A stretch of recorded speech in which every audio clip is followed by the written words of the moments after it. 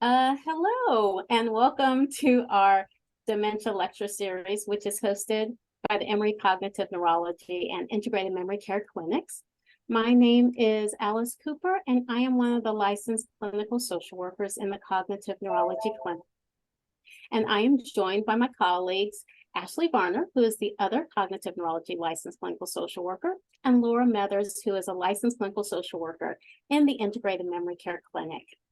We started this lecture series because we wanted to touch on topics that were frequently brought up in visits by our patients and family members.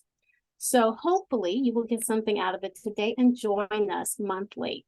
And if there's any topics that you'd like to hear about, please let us know. So a few housekeeping details first. One, this is a webinar, so you are not able to, you're not on screen and you're not able to ask questions verbally, but we would like for you to put your questions in the question and answer section. And those questions will be responded to at the end of the series. At the end of the presentation. Sorry about that. And so please, if you're thinking about a question, go ahead and put it down. You don't have to wait until the very end. Today, our presentation is an overview of mild cognitive impairment and different dementias. Our speaker is our own Dr. James Law, who is the director of the Cognitive Neurology program here at Emory. And we are so lucky to have him giving this overview. He presents information in a way that is understandable. And he is not only an outstanding researcher, but a great clinician who cares about his patients, and it shows in his day-to-day practice. So now I will turn it over to Dr. Law. Thanks so much, Alice. And it's always great to work with such an outstanding team. And I know one of the things that makes us really unique and our clinical practice really special is we have always recognized the importance and value of social work in helping our patients and families navigate difficult situations. And so it's always, I'm always very grateful to have such an outstanding team, and particularly our outstanding team of social workers. So thank you, ladies. So Ashley and Alice and Laura asked me to do this presentation, which is similar to what I did a couple of years ago. And actually, I like most of the slides that I had from a couple of years ago. So for some of you who may have been with us back then, I apologize if some of this is repetitious, but I think it's a really valuable topic to cover because it addresses some questions that come up frequently, and also I think is good to provide some insight into conditions, different conditions, sometimes ones that we don't talk about quite as frequently as others. So I'm going to go ahead and start sharing my screen. And so this is an overview of cognitive impairment, mild cognitive impairment, and different dementias. And what I want to do is kind of go over this. So this is sort of my mental image of what happens when I'm having a conversation, especially after initial evaluation, and I give a diagnosis, and we try to be pretty specific and explain what it is that we're diagnosing as we do these clinical assessments. And so if I tell somebody, well, I think you have mild cognitive impairment, or MCI, well, I think, well, gee, people don't think that sounds too good, but not that horrifying. But if I say that a person has dementia, they're like, oh, that sounds pretty serious now. But then if I drop the A bomb, if I say Alzheimer's, now it's, the response is, oh my God, this is catastrophic. And so I want to spend a minute explaining what we mean when we use these terms like mild cognitive impairment and dementia. And then we'll talk more about Alzheimer's and some other specific conditions. But MCI and dementia are not diseases per se. They're not specific diseases. They're just descriptions of symptoms And you'll see from the descriptions here, they overlap. So in both mild cognitive impairment and dementia, we're alluding to a change, a decline in a person's ability from their normal baseline. So for people who've known me for a long time, in the days before GPS was universal, I was always late because I was always getting lost because I have no sense of direction.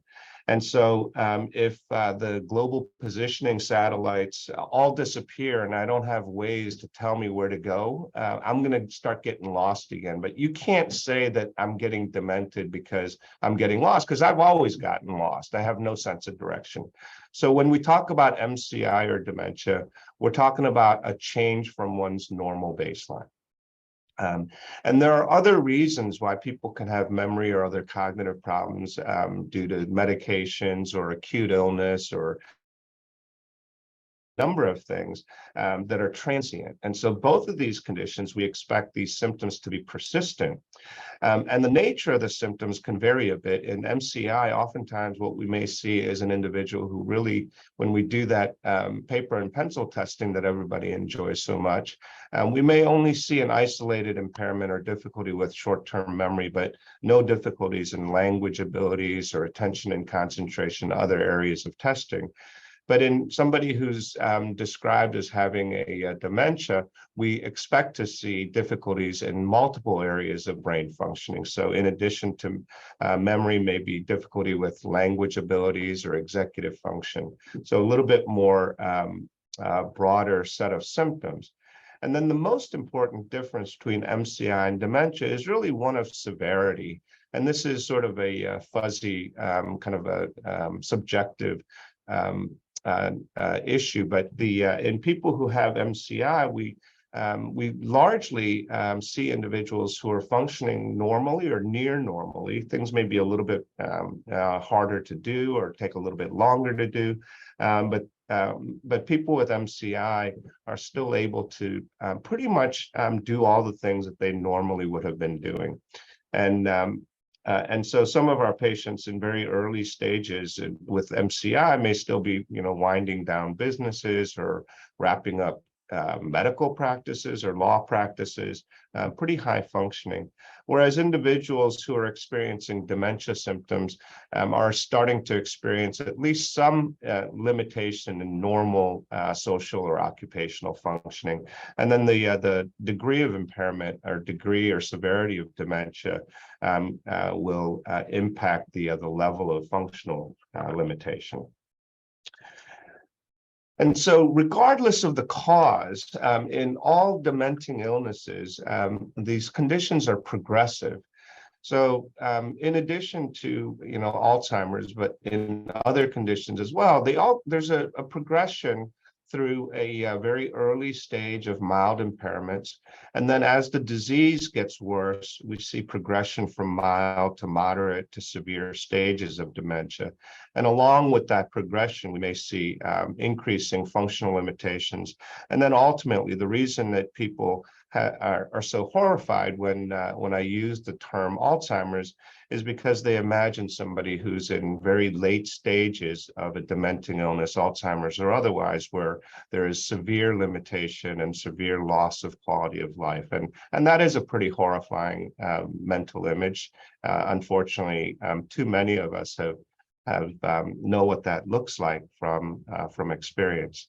But keep in mind that these conditions are progressive, and so mild cognitive impairment and dementia really are descriptions of symptoms that occur with these dementing illnesses.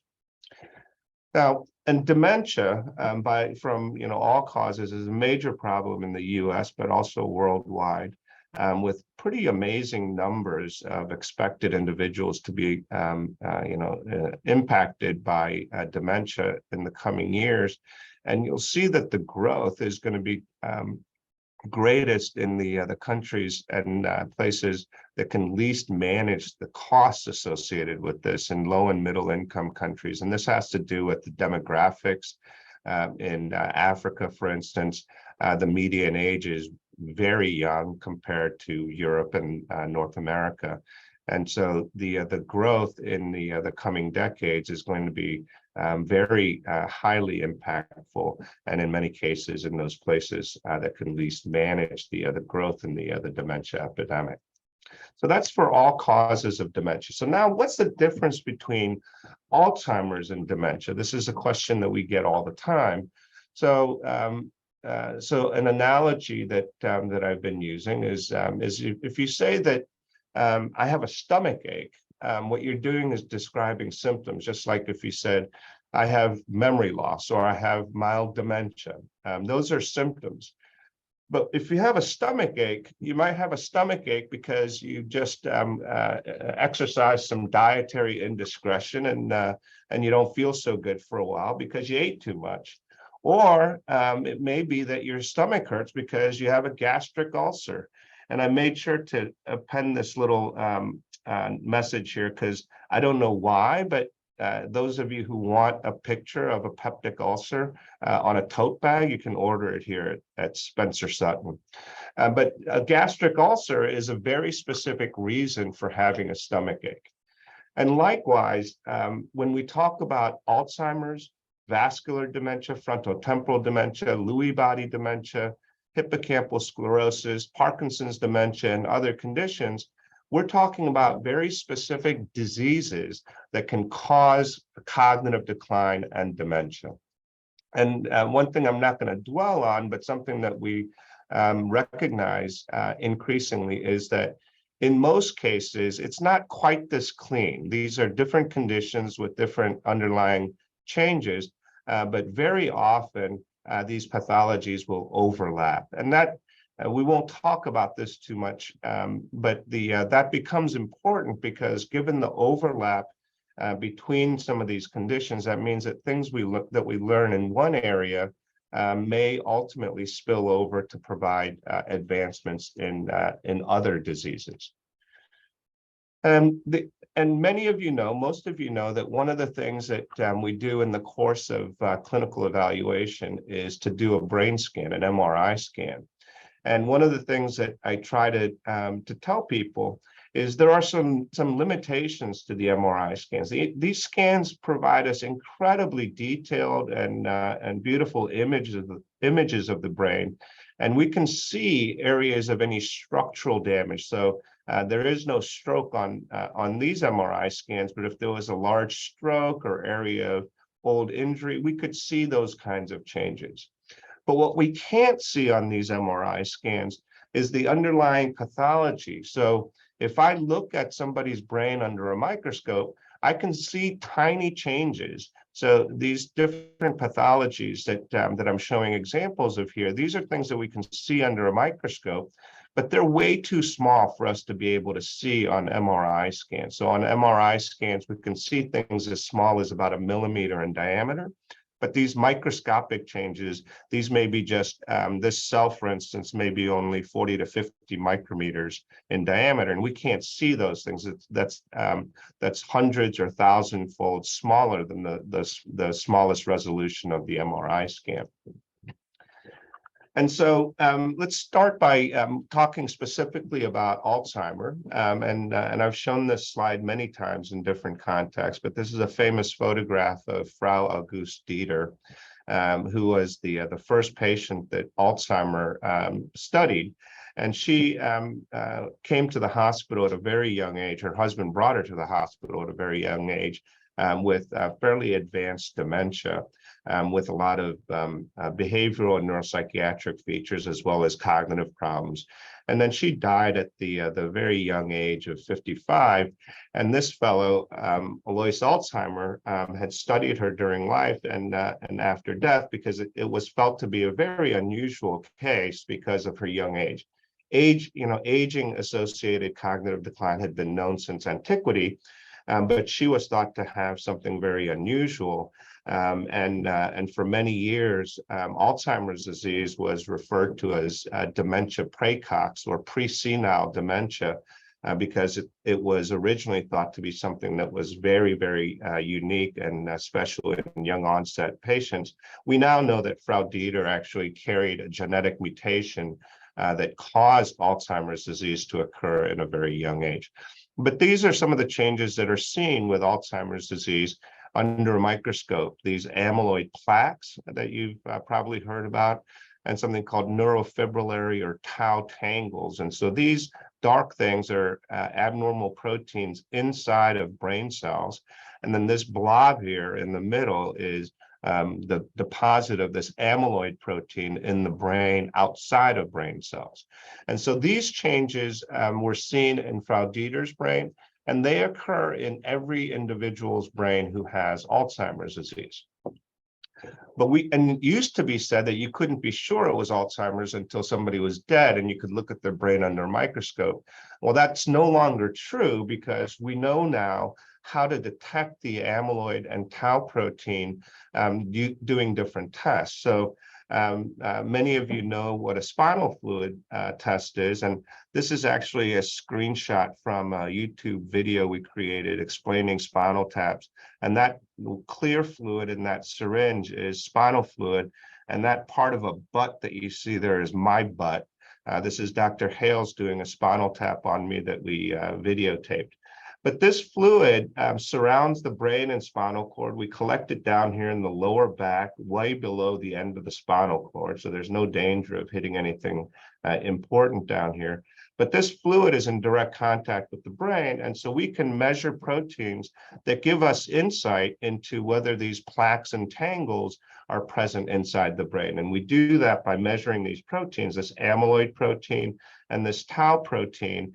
And depending on the levels of those proteins in the spinal fluid, we can make a pretty accurate determination of whether or not plaques and tangles are present in the brain. A different way to think about Alzheimer's disease now, and this is true for all degenerative brain diseases. This is not unique to Alzheimer's disease, but something that we've come to realize as we've learned how to detect these changes in living individuals is that these conditions are chronic. So just like heart disease is a chronic condition that it reflects the gradual buildup of plaques and blockages of coronary arteries, eventually leading to ischemia, chest pain, and heart attacks. Alzheimer's disease, likewise, is something that changes gradually over time. So these plaques and tangles gradually accumulate. It causes some injury that is visible ultimately on scans. But this process takes 15 to 20 years before any symptoms have emerged. So now we've come to understand that there's this chronic process. So earlier I showed you a plot of decline. In this case, a higher position of this line reflects worse functioning. But I showed you a progression of mild cognitive impairment to mild to moderate to severe dementia with progressive worsening. And these changes occur after this pathology has been evolving for 15 to 20 years. So this is a really important concept, not just for Alzheimer's disease, but for any degenerative brain disease. And an easier way to visualize this pathology is doing something called an amyloid PET scan. And this is something that's available, but we don't do this because it costs many thousands of dollars, and insurance and Medicare won't cover it. But we do this these scans in research settings. And what we're looking at here, if we just look at this top line, the warmer colors, the reds and yellows, they reflect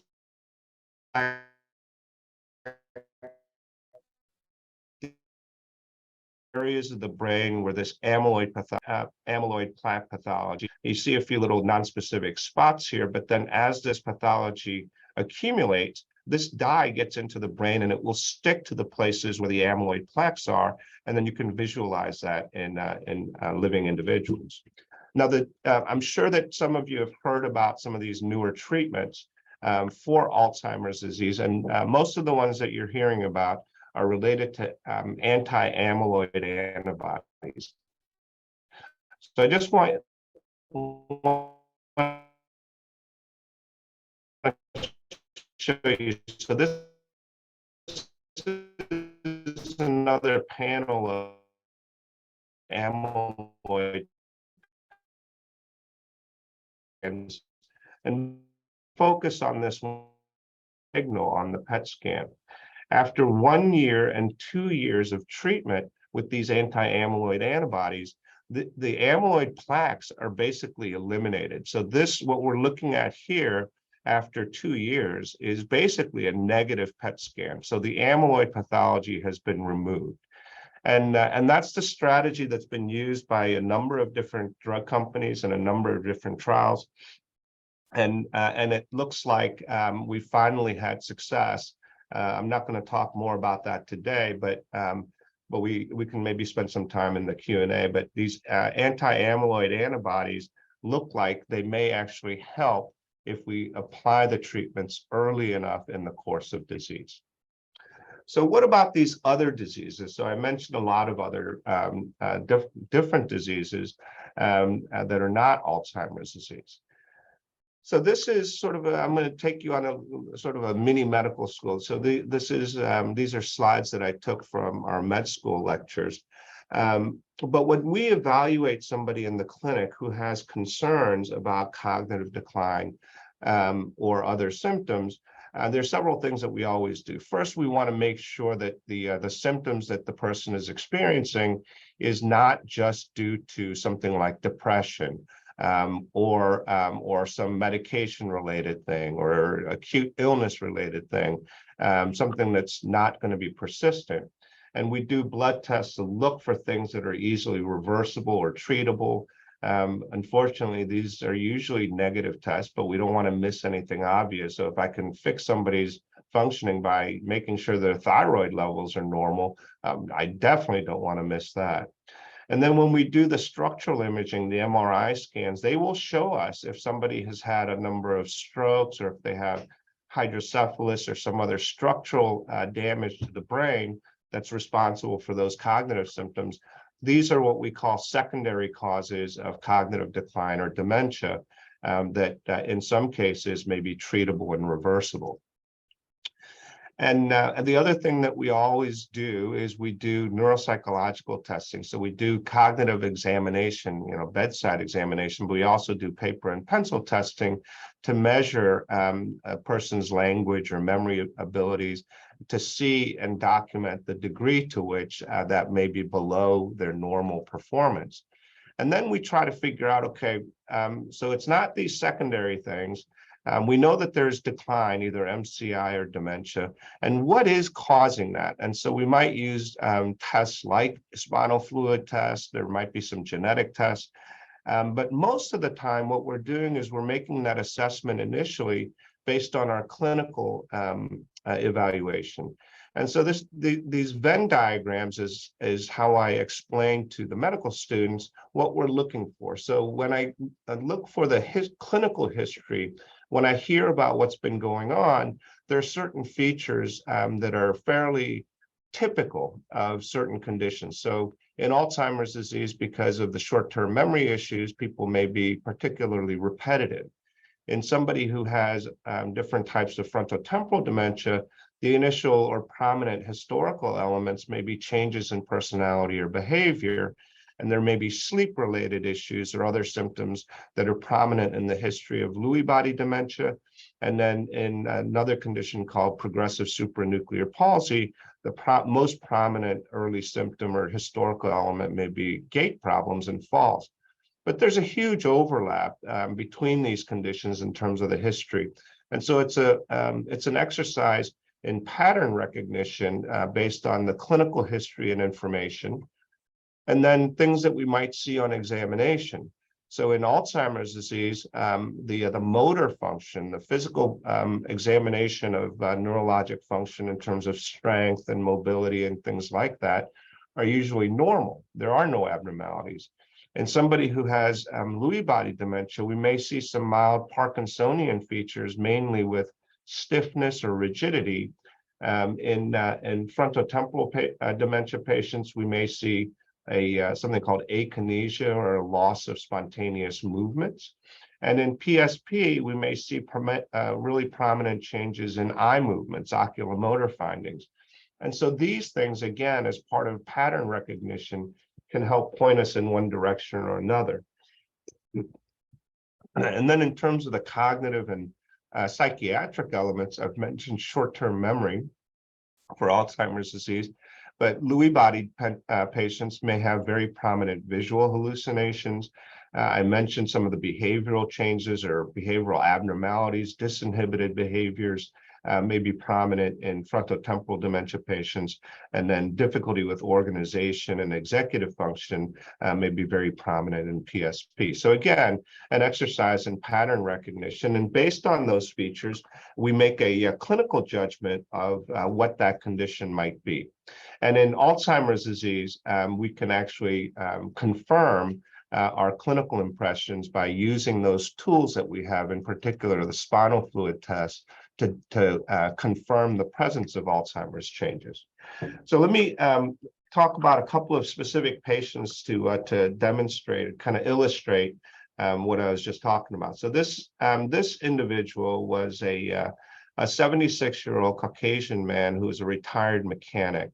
And he had a fairly lengthy history of acting out his dreams, something called dream enactment behavior or REM behavior disorder. And then he started to have some forgetfulness and getting lost while driving. And then fairly recently, he had developed these really vivid visual hallucinations, seeing people in the home or outside the home. Initially, they weren't disturbing to him. His wife could say, no, there's nobody really there, and he would be reassured. But these hallucinations started to become increasingly threatening and started to really upset him, because he thought that this large man and woman that he kept seeing were going to be harming himself or his family. And on his examination, he had some stiffness and slowness in his movements. And so this is somebody who clinically we thought had a Lewy body dementia. And Lewy bodies are actually something that was originally described in Parkinson's disease. And this is related. So this is a picture of a part of the brainstem in an area called the midbrain.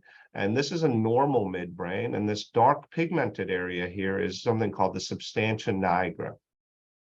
And this is the same area of the brain in a person who had Parkinson's disease. And in Parkinson's disease, you can see this dark area of the brain is much lighter. And that's because this part of the brain has cells in it that normally have a brown pigment inside the cells. And those pigmented cells die in Parkinson's disease and are lost. And that's why it starts to look pale. And so that's something that we can observe both at the level of the gross brain. And by gross, I don't mean, ew, that's disgusting. I mean, things that we can see with our eye, and also microscopically looking at the brain. And when we zoom in on that microscopically, we see this brown pigment, which is the melanin that gives the cells a brown color. But in these neurons, you have these pink blobs, something that we call Lewy bodies. And those Lewy bodies are maybe isolated to this area of the brain in somebody who has Parkinson's disease, sort of typical Parkinson's disease.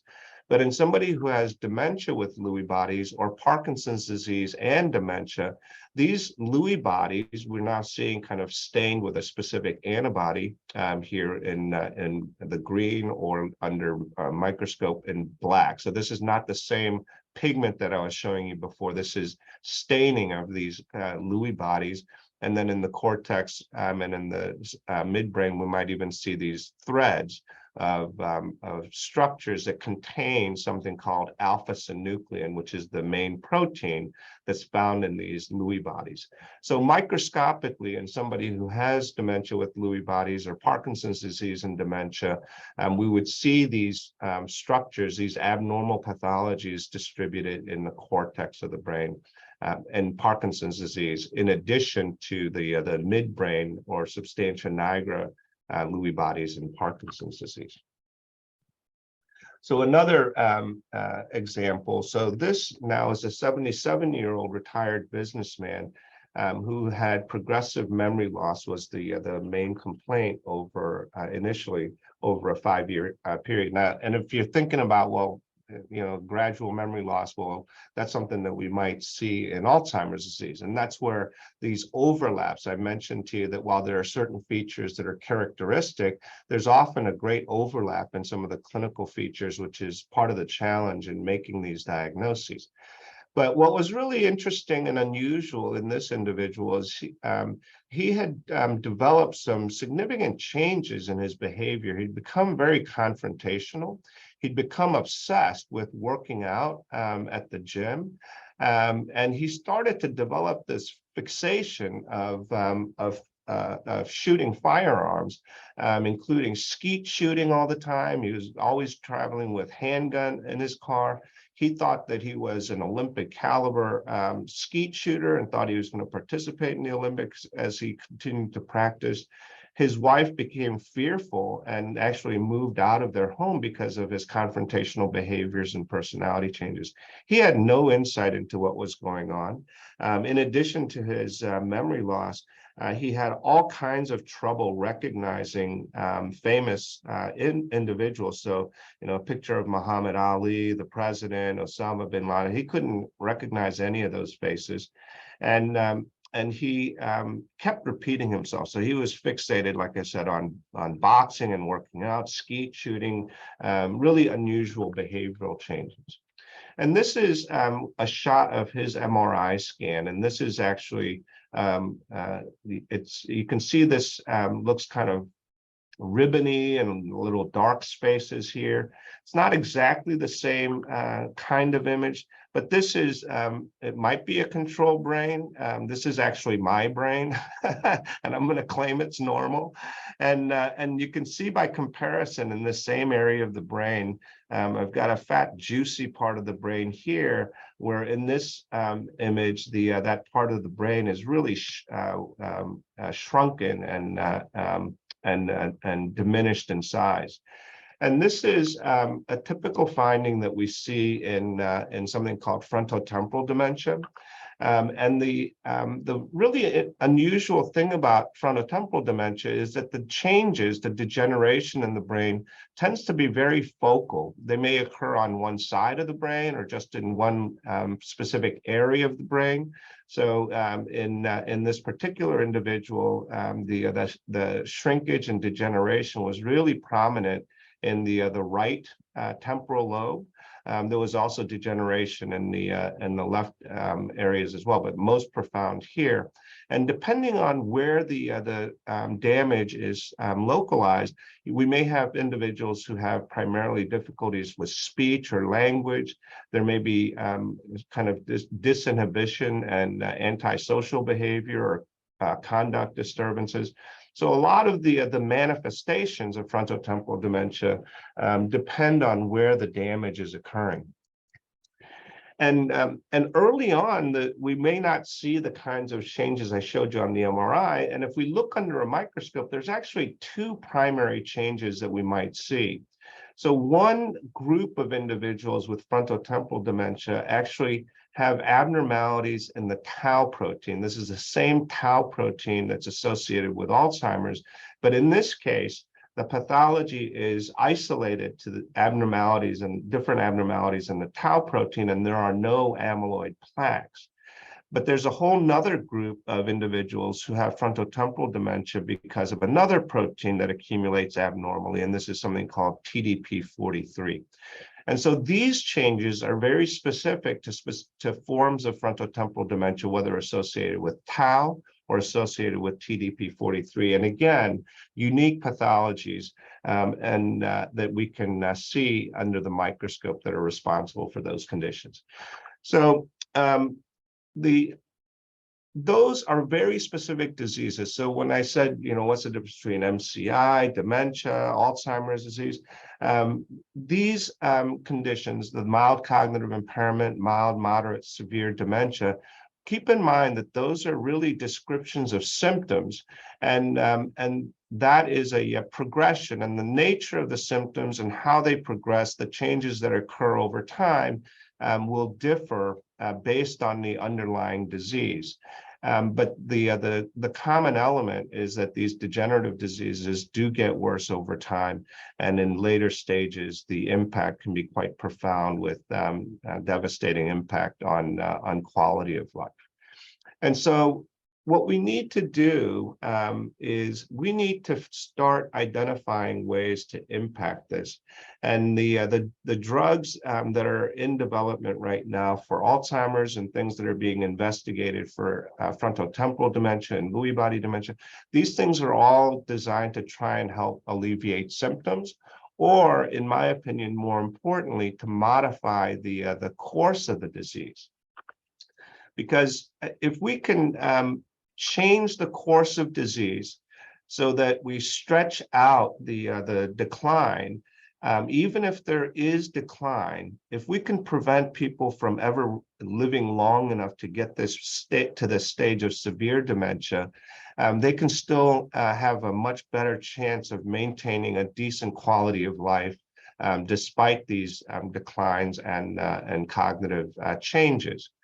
And the more we walk down that path, if we can slow the progression of disease, like I said, we can alleviate some of the suffering and most painful aspects or stages of disease. If we can delay the development of disease, we can delay the development of symptoms, and then ultimately we want to intervene in order to prevent disease. And that's where we're headed. And you know, the recent announcements related to Alzheimer's disease represent a really important positive development in this path that we're taking right now. And I want to remind you of something called the National Alzheimer's Plan Act, and this is President Obama signing that act into law in January of 2011. And one of the key goals of the NAPA was to prevent and effectively treat Alzheimer's disease and related dementias by 2025. So we're not preventing it yet, but we're getting very close to being able to more effectively treat Alzheimer's disease. And ultimately, there are a whole series of additional priorities, but ultimately this path that we're taking will take us to prevention of Alzheimer's and other related dementias down the road. But until we get to that point, there's one last thing that I want to review. We talk about treatments. I think it's important to talk about prevention, both in terms of medications to prevent these devastating diseases. But let's not forget that there are really important things that we have control of to some extent that can also be beneficial and impact this process. So the Lancet Commission releases a report every couple of years or so on different topics. And this was the commission report on dementia that was published in 2020. And this is a summary figure from that report. And what they reported on was a review of the literature, the scholarly literature. Sorry? Oh. Sorry, for some reason, Siri thought I was talking to the stupid girl. Anyway, so early life, meaning less than age 45. One of the really important things that they identified was quality education. So getting access to quality education in early life was identified as a means of preventing perhaps 7% of age-related dementias. And then during middle life, between 45 and 65, there were several other components that could be potentially prevented or preventative of dementia. So an 8% reduction by addressing problems with hearing loss. And hearing loss is associated with poor cognitive function, which can be ameliorated by using hearing aids and other means to improve that. Managing chronic conditions like hypertension. You know, we have a rule in my house that there should be no closed head injuries. Sometimes that's not possible to control, but how much alcohol we consume obesity, hypertension. These are things that can each add up to reduce the risk of dementia in later life. And then after age 65, other things that can reduce the rate of dementia: smoking, depression, social isolation, inactivity, exposure to air pollution, diabetes. These are all identified as things in later life that can contribute to or reduce the rate of dementia. And when you add all of this up, these modifiable risk factors related to lifestyle, education, and things that we have under control, engagement, could potentially eliminate completely 40% of all dementia cases worldwide. There's stuff that we don't know yet, the risk unknown. Some of this is going to be related to genetics and other exposures that we haven't yet identified, including an area that we're becoming increasingly focused on, and that is other social determinants of health. Where you grew up, what your exposures were throughout life. But 40% based on these identifiable, modifiable lifestyle factors that could potentially prevent 40% of all dementias. So a really important thing to keep in mind. So thank you so much for attending. I always enjoy talking to you, and I'm sorry that you're not able to kind of come on camera and yell at me yourself, but hopefully there are a couple of questions that I'd be happy to field. So we do not have any, I think people are still putting those questions into the chat. I have a question that often comes up in clinic is sort of how do you know that you have transitioned from the mild cognitive impairment stage of the disease to actual dementia? Yeah, so that's a really great question, and one that is admittedly a fuzzy criterion. So this is there's not a hard and fast test or number that we use to make that assessment, because it's like I said, it's a nicer thing to hear that I have mild cognitive impairment than to hear that I have dementia, right? So but when people have cognitive decline, it's not like you stay in one fixed place while you're in mild cognitive impairment. There's slow change over time. It's very slow. But at some point, you cross a threshold where there's a little bit more functional decline or a little bit more dependence on somebody else. So maybe it's that you were not me, but you were a gourmet cook, and now you can't make a peanut butter and jelly sandwich. Some place you cross a threshold where the judgment is that these symptoms have progressed, or the cognitive decline has progressed to a point where we think it's now mild dementia rather than mild cognitive impairment. But it really is a fuzzy line, and there's no hard and fast rule. And the other thing I think I would say is, don't be devastated if you hear that things have transitioned from MCI to mild dementia, because you can still be functioning at a very high level, even if we think you meet criteria for mild dementia. I have one point of clarification. It was around biomarkers and how you do that diagnostic workup. And so there was a question about getting a microscopic view of a live brain. I think I know the answer to that, but why don't you take that instead of me? Well, we actually have done that in years past. But when I suggest doing a brain biopsy to make a diagnosis, people are usually not too crazy about that idea. So the biomarkers, so the images that I showed of the amyloid PET scans, that's direct visualization of the amyloid plaques inside the brain, and so it's a lot more comprehensible. So it's we're not looking at it under a microscope, but we're looking at the binding of a dye to those microscopic changes, and that signal that comes off of that dye we can see in a macroscopic view on the PET scans. So so we can't really see at that level of resolution of microns, but by using something like these dyes to go into the brain and stick to those microscopic changes, we can visualize them in a macroscopic level. The spinal fluid and other biomarkers, that are blood biomarkers that are being developed as well, those are a little bit more indirect, and it's interpretation of protein levels that we have over time learned to associate and rely on as being accurate reflections of those microscopic changes. Thanks, Dr. Law. Another question we have is, what types of activities or things do you recommend that might not be pharmacological that families or patients do? Oh yeah, so this is I think this is something that we try to be really consistent about. So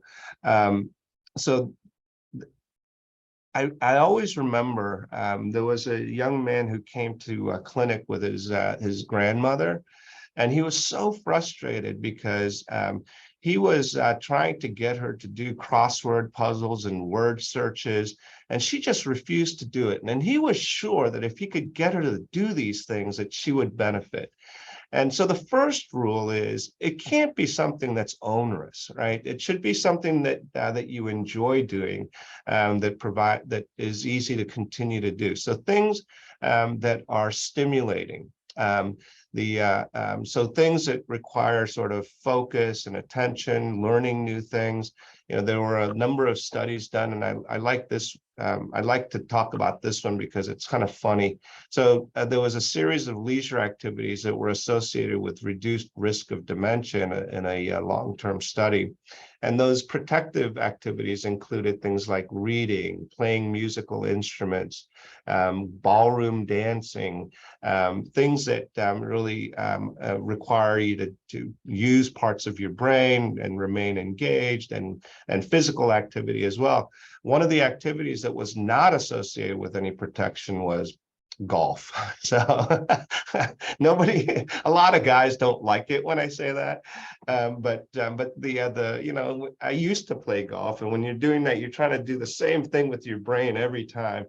I mean, there is the stimulation when you're lying about your score and trying to take money from your buddies, but it's other things that are stimulating. So people who enjoy doing new things, those things that provide challenge for your brain. And the other aspect of this that I think is becoming increasingly recognized, and I think is very important, is that people engage in activities that are both socially engaging and meaningful. So that interaction with other people, I've always argued that retirement's not good for our brains, but if you are going to retire, be sure that you're going to have other activities that keep you sustained in terms of your sense of continued purpose and contribution. It turns out that those aspects are really, really important for promoting resilience of the brain against normal aging-related changes, as well as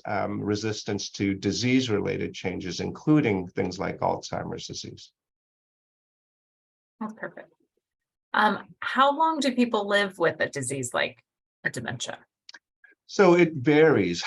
So we can talk about averages, and the numbers, really, the epidemiologic numbers are old. Many of these numbers are estimates from years and many years ago. But on average, we think about Alzheimer's disease, once somebody reaches sort of a mild dementia stage, averaging about maybe 8 to 10 years. Frontotemporal dementia overall may be slightly more rapid than that. But the variation is very broad. So, I always think about, there are some patients that we have seen over the years, and in the time before we had biomarkers to use for confirmation, I would see some patients that I had diagnosed with MCI that I thought was Alzheimer's disease, but then over time I started questioning, did I get this diagnosis right? Because this guy hasn't changed in like 6 years. He's still pestering, he's still flirting with ladies at the senior center and making a nuisance of himself, and he's testing the same. And he just, this is a guy that I think about, and he just progressed extremely slowly. And so some people will progress much more slowly. Some people will progress more rapidly, and it's hard to predict when we first make a diagnosis. And so that's why, people hate doing that cognitive testing, but that's why we ask them to do that on an annual basis, as well as monitoring functional status, how well people are doing, because that will over time give us a better sense of how rapidly or how slowly an individual is progressing. What do you recommend for patients or families if a provider has diagnosed them with short-term memory loss? What are sort of those next steps, or what does that diagnosis indicate if they have not gotten a cognitive neurology workup? Yeah, and this is very, very common. So we see a lot of patients who have seen either their primary care doctors or even neurologists, and they've been given a diagnosis of memory loss or mild cognitive impairment or dementia, but that has been sort of the extent of it. There is something that we talk about that we refer to as an etiologic diagnosis. And etiology refers to specific cause. So what I was going over about the differences between when somebody says they have short-term memory loss, that's all it is. You have short-term memory loss. I know what you've got. But do you have short-term memory loss because it's really just kind of an exaggerated age-related change, or is it short-term memory loss because of vascular damage to the brain, or is it short-term memory loss because these are the earliest symptoms of Alzheimer's disease? That's a very difficult question to answer. And for primary care doctors, it's really hard. We spend for our initial evaluations, the initial clinic visit takes an hour. And we may have additional visits for diagnostic testing, spend more time reviewing information and scans and things like that. The average duration of a primary care visit is about 15 minutes or less. And so it's a very challenging thing for primary care doctors to make an etiologic diagnosis. And even for neurologists, oftentimes they don't have access to some of the cognitive testing resources. They may not have specific expertise. And this is going to be a huge problem. The ideal thing would be if you can get evaluation in a cognitive neurology clinic, but the other problem is that there are no cognitive neurologists practicing in the community for the very simple reason that you can't make any money doing it. We're only able to do what we do in our clinic because we're able to operate at a loss and offset that in other ways. And so there's a huge shortage. So how we're going to approach this, especially now that earlier diagnosis, recognition and diagnosis is going to become critical for these newer therapies, is to figure out how to do that. We're working on something called Georgia Memory Net to expand access across the state of Georgia. But that still has a long ways to go before we can provide adequate coverage. There are some interesting developments. I mentioned blood tests earlier. Primary care doctor is not going to do a spinal tap, but these blood tests that are being developed are going to be much more accessible. And I think we'll be able to use that as a means of triaging or prioritizing certain individuals to get a very specific etiologic diagnosis, so that if they can benefit from these disease-modifying therapies, we need to be able to make that very specific diagnosis. So if you have memory loss that has nothing to do with amyloid plaques or Alzheimer's disease, we don't want to expose you to these drugs, because these drugs come with significant risk. 20% of people who are exposed to this new drug had developed some swelling or even microscopic bleeding of the brain. And so these are drugs that are associated with a serious potential risk. And so we need to make sure that we're only exposing people that are likely to benefit, and that we're monitoring them appropriately. So a big challenge, just like mental health that has been in the news in last year's, session of the Georgia Assembly had. We know that there's a huge shortage of mental health providers, and there's a huge shortage of neurologists and cognitive neurologists, but it's something that we just have to figure out a way to overcome. Thank you. Can you talk a little bit more about the differences between the neuropsychological testing that we do in our clinic, what those tests involve, and then what an actual neuropsychologist testing workup would be like? So I don't know who asked that question, but what I tell people sometimes is I'm not going to send you to see one of our PhD neuropsychologists unless you've really pissed me off.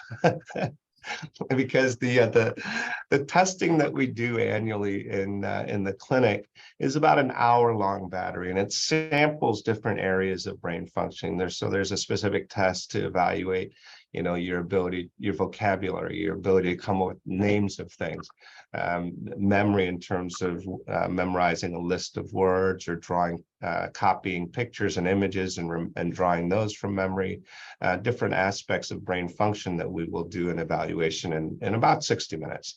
The neuropsychologists, I will ask them to do an assessment most of the time in individuals who have significant concerns, but whose symptoms are so subtle, or they're functioning at such a high level to begin with, that battery of tests that we do in our clinic routinely is too easy. And so they will do much more in-depth testing. They will often do tests that are much more challenging. One of the reasons people don't like to do this testing is it's designed to make you fail. So if you're really good at concentration and memorizing sequences of numbers and repeating them back, if you keep getting it right, they'll keep adding on more numbers until you fail. And so because we want to push you to the best possible performance. And so the neuropsychologists may do 3 to 5 hours worth of testing, and they will incorporate many additional tests, some tests to better estimate your normal baseline functioning, based on vocabulary or other sort of learned things, and then estimate your expected performance on a whole series of tests, and compare that with what their pre-morbid or normal baseline estimated functioning is, so that subtle changes or subtle declines that we might not detect in our shorter testing can be identified based on that more detailed testing. But again, unless you've really pissed me off, I'm not going to make you do that. I know most people, I know you said this before, and I have had it confirmed from patients, would prefer the lumbar puncture over that paper and pencil testing. It is quite grueling. I think those are all of the questions that have come in. Dr. Law, we really appreciate your time and sharing your expertise and knowledge with us today. Thank you for a clear presentation about a really complicated subject. So thank you for your time this afternoon. My pleasure. Always happy to do it. And thank you guys for everything that you do. Really appreciate you. Thank you. We will see you again, all of the attendees in February. Thanks so much. Bye-bye.